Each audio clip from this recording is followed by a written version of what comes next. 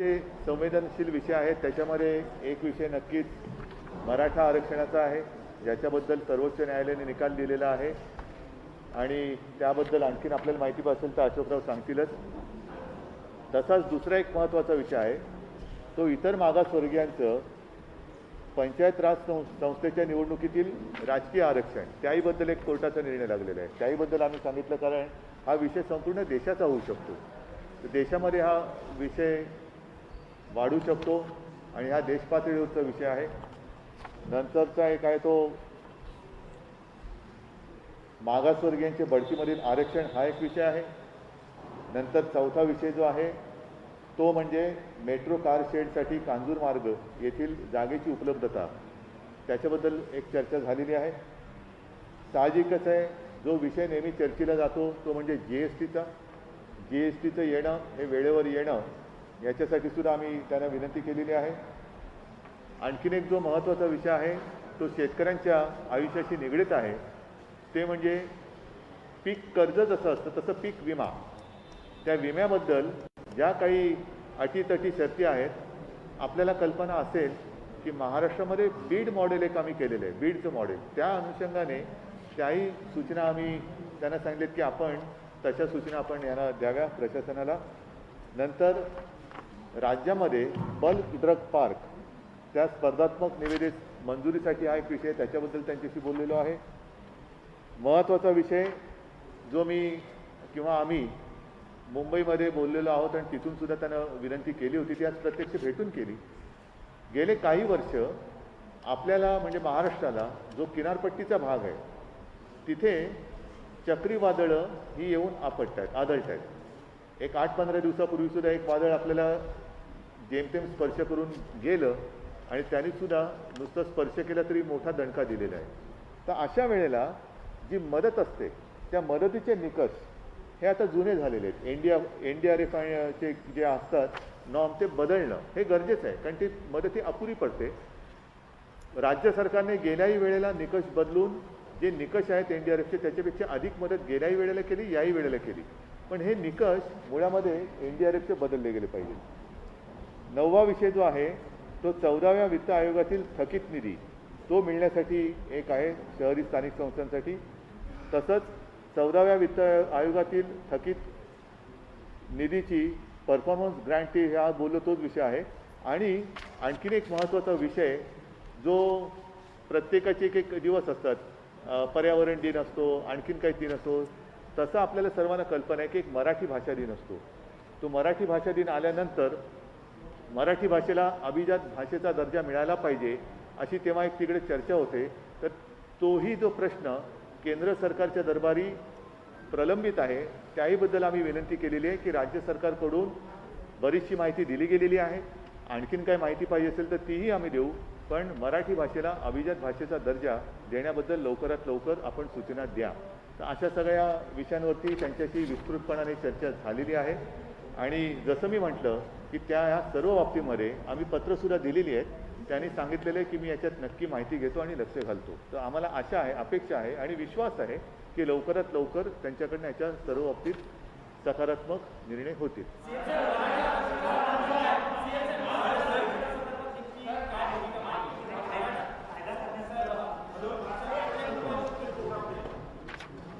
सन्मान्य मुख्यमंत्रीजी, सन्मान्य उपमुख्यमंत्रीजी, मुख्य सचिव, सन्मान्य खासदार, मीडियाचे, इलेक्ट्रॉनिक आणि प्रिंट मीडियाचे सर्व सन्मान्य प्रतिनिधी, मुख्यमंत्र्यांनी विषद केल्याप्रमाणे महाराष्ट्राच्या अनेक महत्त्वाच्या विषयावर या ठिकाणी मुख्यमंत्र्यांनी आम्ही सन्माननीय प्रधानमंत्र्यांची चर्चा केली. आणि मराठा आरक्षणासंदर्भामध्ये जो विषय आहे त्यांना आम्ही कल्पना दिली की 5 मे 2021ला सर्वोच्च न्यायालयाने मराठा आरक्षणाच्या बाबतीत प्रतिकूल निर्णय घेतल्याचं आम्ही त्यांना नमूद केलेलं आहे. म्हणजे 5 मेला मराठा आरक्षणाला देण्यासंदर्भामध्ये एकतर सर्वोच्च न्यायालयाने असं म्हटलेलं आहे की 102वी घटना दुरुस्ती झाल्यानंतर SCBCचे आरक्षण देण्याचा अधिकार हा राज्यांना आता राहिलेला नाही. म्हणजे कुठल्याही राज्यांना या जजमेंटनंतर त्यांनी सांगितलं आहे की या जजने स्पष्ट नमूद केलं आहे की घटना दुरुस्ती झाल्यानंतर अधिकार हा कुठल्याही राज्यांना एखाद्या समाजाचा बॅकवर्डनेस ठरवण्याचा किंवा त्यांना आरक्षण देण्यासंदर्भात निर्णय आता राज्यांना घेता येणार नाही. आणि दुसरं म्हणजे इंदिरा सहानीची जी मागची केस लॉ आहे तो लक्षात जर घेतला तर 50% आरक्षणाची मर्यादाही पार करता येणार नाही. हा दोन महत्त्वाचे विषय. आता त्याची बॅकग्राऊंड आम्ही त्यांना विस्तृत सांगितलेली आहे, परंतु हे दोन विषय या जजमेंटमध्ये सुप्रीम कोर्टच्या प्रामुख्याने ते समोर आलेले आहेत. त्या पार्श्वभूमीवर आम्ही पंतप्रधानांना विनंती केली की तुम्ही जे रिव्ह्यू पिटिशन केंद्राने जे दाखल केलेलं आहे सुप्रीम कोर्टामध्ये, त्या जजमेंटमध्ये त्या रिव्ह्यू पिटिशनमध्ये केवळ राज्यांना अधिकार बहाल करण्यासंदर्भातला विषय हा तेवढा कामाचा नाही आहे. राज्यांना अधिकार असले पाहिजेत, राज्यांना एखाद्या समाजाचं बॅकवर्ड ठरवण्या इतपत अधिकार असले पाहिजेत त्यात आमचं दुमत नाहीच आहे. परंतु फक्त हे अधिकार प्रदान करून उपयोग होणार नाही. जोपर्यंत 50% आरक्षणाची मर्यादा ही जोपर्यंत शिथिल करण्यात येत नाही, काढून टाकण्यात येत नाही, तोपर्यंत राज्याला अधिकार देऊनसुद्धा हा आरक्षणाचा मुद्दा मार्गी लागणार नाही. हा प्रामुख्याने आम्ही त्यांना सांगितलेला आहे. आणि म्हणून 50% आरक्षणाची मर्यादा ही शिथिल करावी अशा प्रकारचा युक्तिवाद हा सर्वोच्च न्यायालयामध्ये झाला पाहिजे, केंद्राकडूनही झाला पाहिजे. आम्ही सुद्धा समर्थन असं करतो, आमचंही म्हणणं की आम्हाला राज्याला अधिकार असला पाहिजे. परंतु त्यातला दुसरा महत्त्वाचा मुद्दा जो आम्ही नमूद केला की सुप्रीम कोर्टामध्ये हे रिव्ह्यू पिटिशन राज्यात रिव्ह्यू दाखल करणारच आहे. म्हणजे दिलीप भोसले सर्वोच्च न्यायालयाचे न्यायमूर्ती माजी न्यायमूर्ती दिलीप भोसले यांच्या समितीचा जो अहवाल आलेला त्या अहवालाच्या अनुषंगाने या जजमेंटच्या बाबतीमध्ये रिव्ह्यू पिटिशन दाखल करण्याची राज्य शासनाची भूमिका आहेच. परंतु हे करत असताना आम्हाला विनंती एवढीच करायची की आम्हाला अधिकार द्या. आम्ही हे निर्णय राज्याला घटना दुरुस्ती संदर्भातली किंवा जी काही झाल्यानंतर जो पेच निर्माण झालेला आहे त्या संदर्भातली पुढची पाऊलं ही केंद्राने उचलावी. परंतु हे करत असताना आम्हाला अधिकार देत असताना 50% मर्यादा शिथिल करण्यात यावी हा त्यातला महत्त्वाचा भाग आहे. आणि मग हा फक्त जो काही मर्यादा घातलेली 50%ची तो फक्त मराठा समाजाची मर्यादा नाही आहे. म्हणजे इव्हन 27% राजकीय आरक्षण जे ओबीसीच्या बाबतीमध्ये सुद्धा सेट असाईड झालेलं आहे.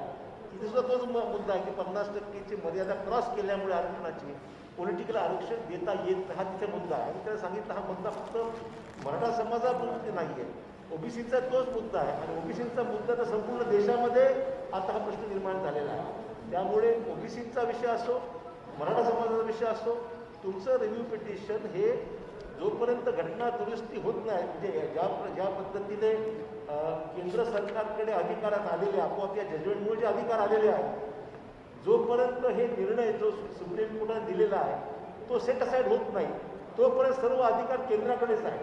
आणि म्हणून आमची मागणी आहे की तुमच्याकडे आज अधिकार आले असताना तुम्ही हा निर्णय घ्या जेणेकरून मराठा समाजाला तुम्ही न्याय देऊ शकाल.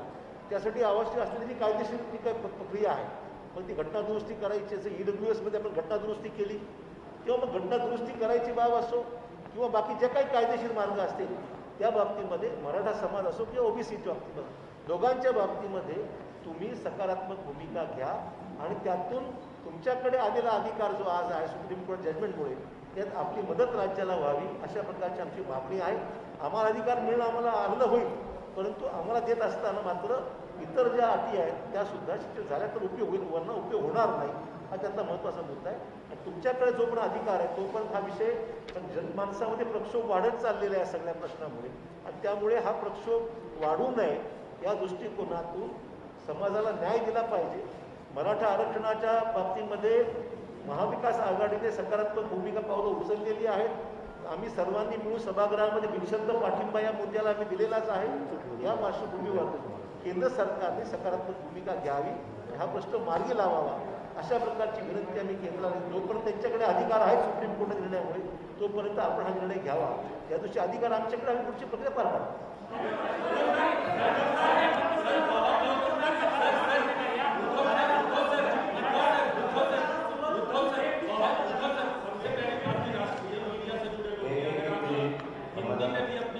एक गाने बोला आता अशोकराव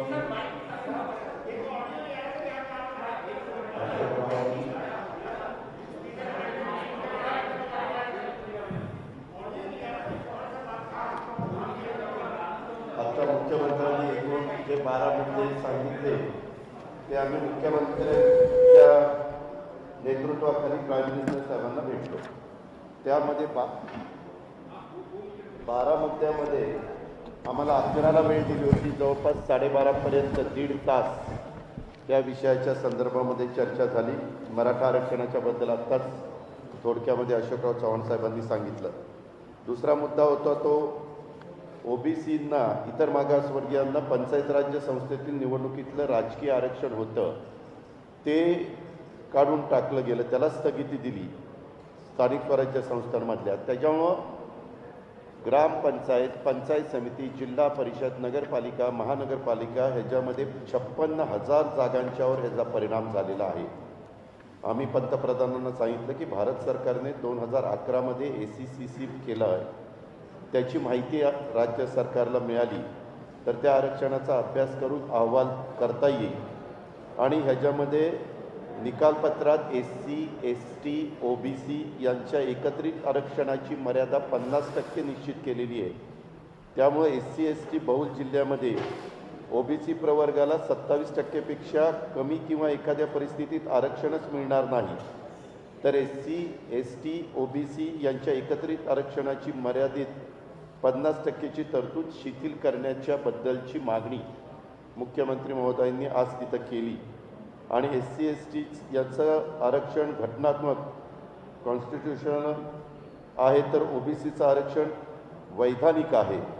त्यामुळं आपणास विनंती आहे की SC, ST आणि OBC आरक्षण कॉन्स्टिट्यूशनल करण्यासाठी घटनेमध्ये दुरुस्त करावी आणि हा प्रश्न कायमस्वरूपी सोडवण्यासाठी 2021च्या जनगणनेमध्ये देखील OBCची जनगणना करावी.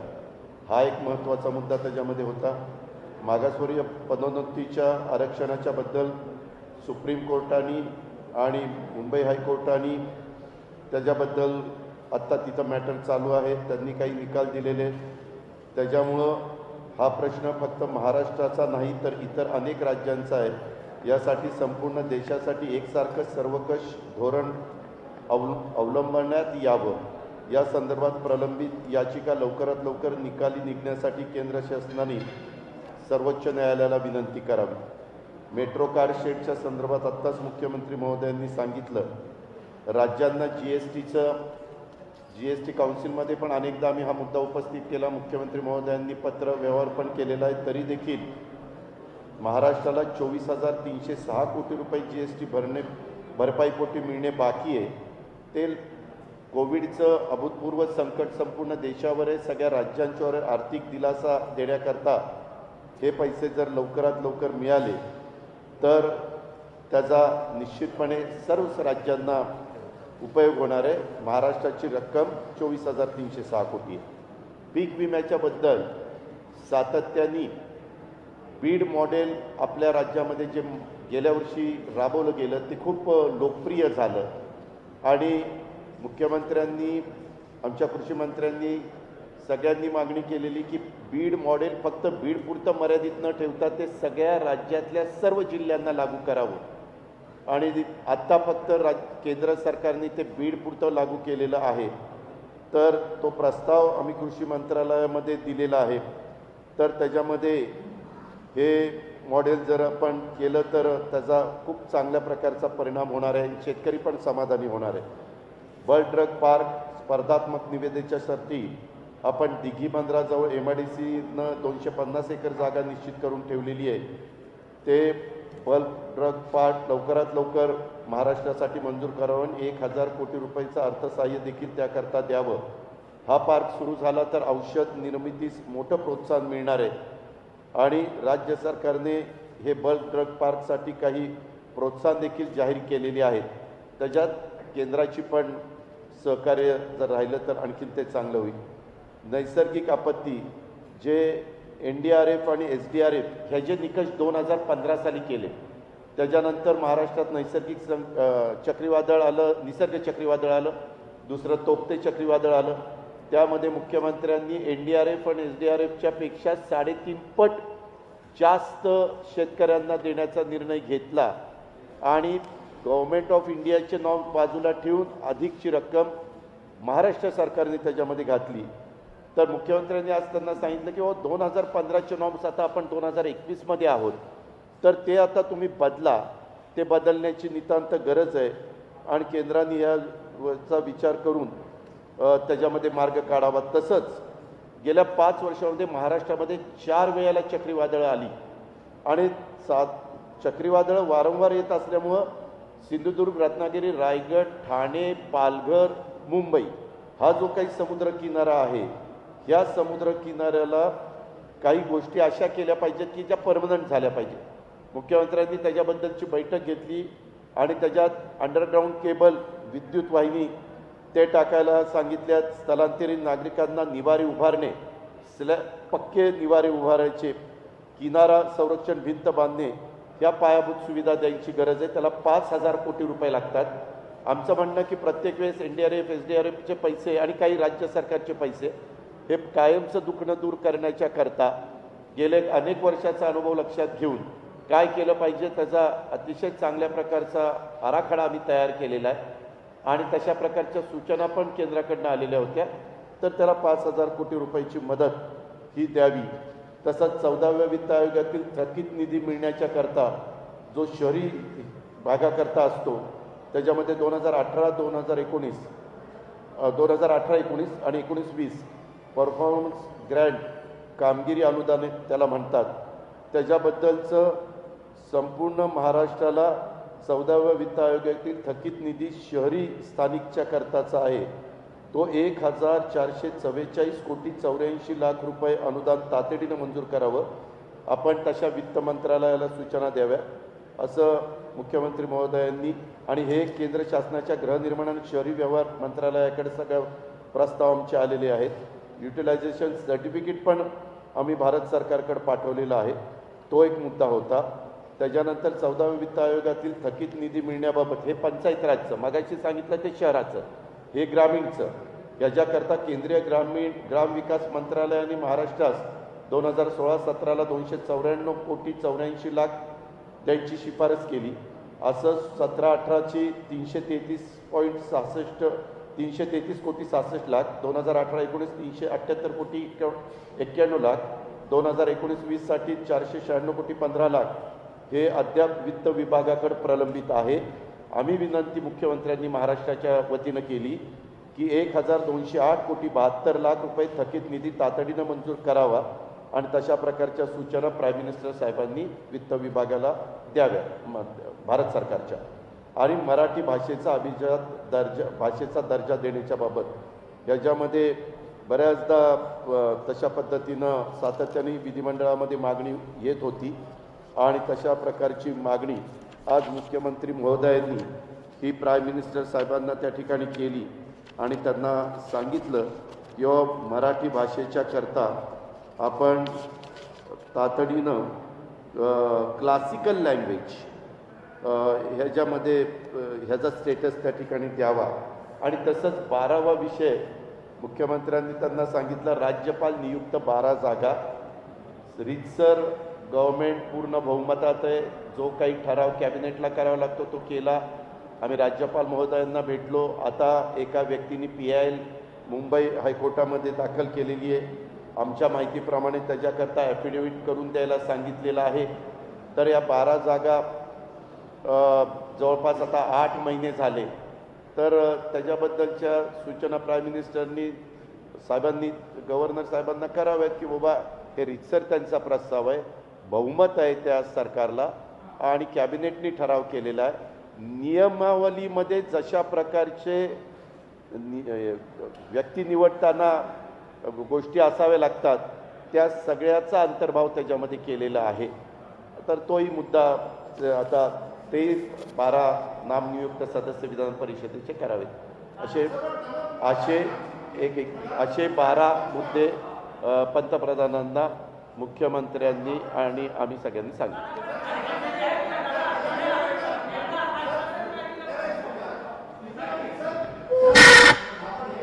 ह्याच्यामध्ये पंतप्रधानांनी मुख्यमंत्र्यांना आम्हाला मुख्यमंत्री बोलत होते, आम्ही तिथं होतो, त्यांना असं आश्वासन दिलं की हे सगळे मुद्दे मी तपासून घेतो आणि संबंधामध्ये जे काही त्याच्यामध्ये करण्याची गरज असेल ते करण्याच्याकरता मी निर्णय घेतो असं सांगितलं. चर्चा अशी अतिशय समाधानकारक झाली. जवळपास 90 मिनिट पंतप्रधानांनी मुख्यमंत्र्यांना आणि त्यांच्या सहकाऱ्यांना वेळ दिलेला होता आणि सगळे राज्याच्या हिताचे जे काही विषय होते ते मुख्यमंत्र्यांच्या नेतृत्वाखाली तिथं मांडण्यात आले.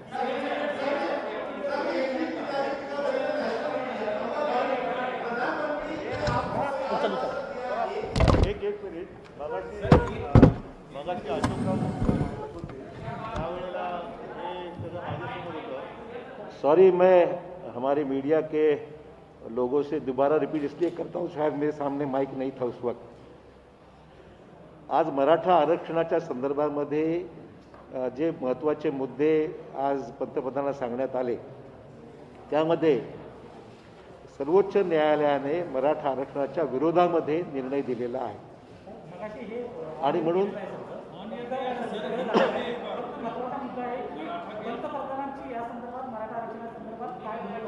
ते पंतप्रधानांना आम्ही विनंती केली की आपण कायदेशीर प्रक्रिया पूर्ण करून एकतर जोपर्यंत अधिकार सर्वोच्च न्यायालयाच्या निर्णयामुळे तुमच्याकडे आलेले आहेत ते अधिकार लक्षात घेऊन मराठा समाजाचा आरक्षणाचा मुद्दा विविध कायदेशीर प्रक्रिया पूर्ण करून तो आता अधिकार केंद्राकडे आहे, तुम्ही ते पार पाडावी आणि मराठा समाजाला आरक्षण देण्यासंदर्भात पावलं उचलावी अशा प्रकारची विनंती आम्ही त्यांना केलेली आहे.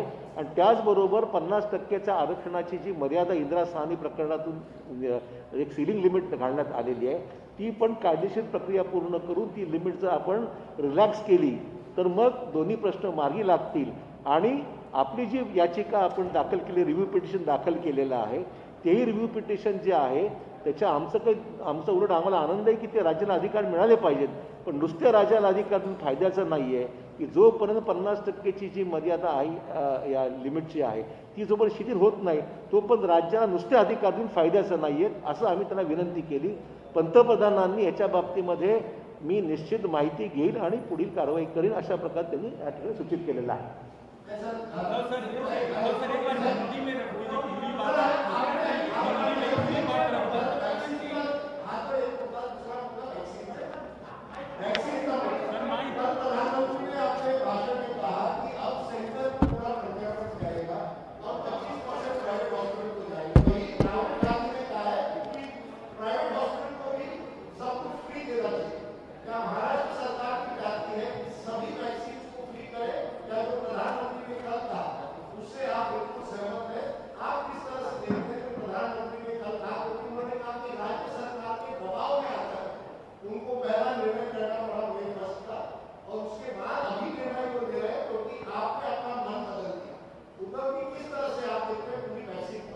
एक बात तो सच है कि जल्द से जल्द अपने देश के जितने सारे नागरिक हैं उनको वैक्सीनेशन तो किया जाना चाहिए. और बीच में जैसे आपने कहा 18 to 44 केंद्र सरकार ने ये जिम्मेदारी राज्यों के ऊपर सौंपी थी और हमने भी तैयारी की थी. मैंने तो कई बार कहा था कि उम्र के हिसाब से देखें तो 18 से लेकर 44 इस उम्र में महाराष्ट्र में लगभग 6 करोड़ की आबादी है और उसके लिए 12 करोड़ डोज लगने वाले हैं क्योंकि एक बार में 2 बार देना पड़ता है. तो उसके लिए हमने पूंजी भी तैयार रखी है और जब भी वैक्सीनेशन हमने शुरुआत भी की थी लेकिन उसका जो सप्लाई है वो ठीक नहीं रहा, बीच में खंडित होते रहा और कल प्रधानमंत्री जी ने सारी जिम्मेदारी फिर से एक बार केंद्र के ऊपर ली है तो स्वाभाविक है हम उनको धन्यवाद देना चाहते हैं और अपेक्षा करते हैं कि बीच में जो सारी रुकावटें आ रही थी वो रुकावटें अब दूर हो जाएगी और जल्द से जल्द सिर्फ महाराष्ट्र ही नहीं अपना पूरा हिंदुस्तान और उसके नागरिक हैं उनको पूरा टीकाकरण हो जाएगा.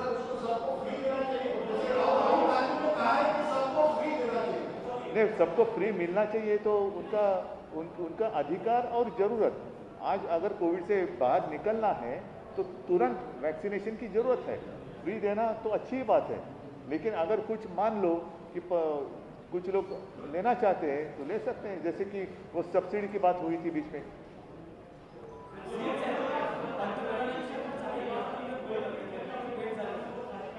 काय म्हणाले? आमची व्यक्तिगतच भेट झाली ना. नाही, एक महत्त्वाचा मुद्दा असा आहे की आम्ही तिघही समाधानी आहोत, कारण आजच्या आमच्या भेटीमध्ये कुठेही राजकीय अभिनिवेश नव्हता. अत्यंत शांतपणाने आणि समजूतदारपणाने जेवढे मुद्दे आम्ही मांडले ते त्यांनी शांतपणाने ऐकून घेतले. त्याच्यात आम्ही जसं आता अजितदादांनी सांगितलं, अशोकरावांनी सांगितलं, त्या विषयाबद्दल भूमिका नुसत्या मांडल्या नाही तर त्यांना पत्रसुद्धा दिलेली आहेत. आणि म्हणून मला विश्वास आहे की ज्या पद्धतीने त्यांनी आमचं ऐकून घेतलेलं आहे, समजून घेतलेलं आहे, ते ऐकून बघितल्यानंतर यामध्ये त्यांनी जसं सांगितलं की मी पूर्ण माहिती घेतो, लक्ष घालतो, तर आम्हाला नक्की विश्वास आहे की काही ना काहीतरी मार्ग निघेल.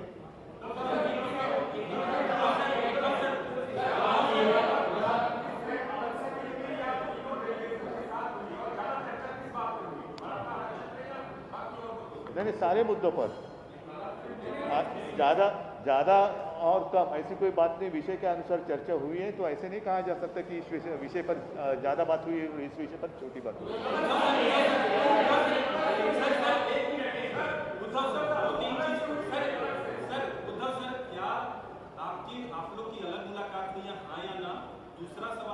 हाँ या ना मतलब क्या अदालत है कि क्या है? क्या हो? नहीं, हाँ या ना का मतलब क्या अदालत में खड़ा थोड़ी हो. सुनो, ऐसा है कि ये बात कभी मैंने छुपाई नहीं और छुपाने की आवश्यकता नहीं. आज राजनीतिक रूप में देखें तो हम उनके साथ नहीं है, लेकिन इसका मतलब ये नहीं कि हमारा रिश्ता टूट गया है. मैंने कल भी बात कही थी, मेरे एक साक्षात्कार में शायद लोकसत्ता ने लिया था तब. तो इसमें कोई गलत बात नहीं है कि मैं अगर मिलूँ, मैं कोई नवाज शरीफ से नहीं मिलने गया था, तो ऐसे अगर उनको कुछ मिले, मैं एक व्यक्तिगत रूप में मिलूँ, अगर मैं मिल भी लूँ, आज भी अभी मेरे साथी है उनको कहूँगा कि मुझे दोबारा जाकर मिलना है, तो गलत बात क्या है उसमें?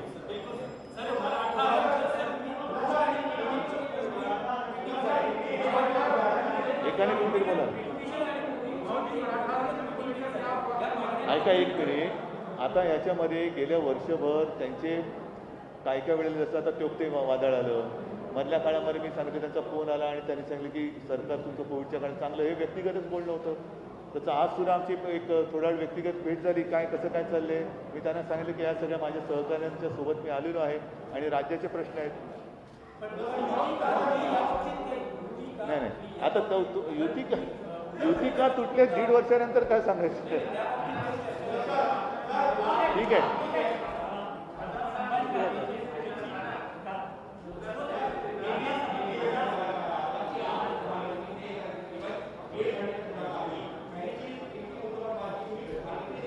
अरे भाई साहब, जैसे अभी सारी बातें बताई, मैं एक बार फिर से पढ़ता हूँ, शायद आपको चाहिए तो.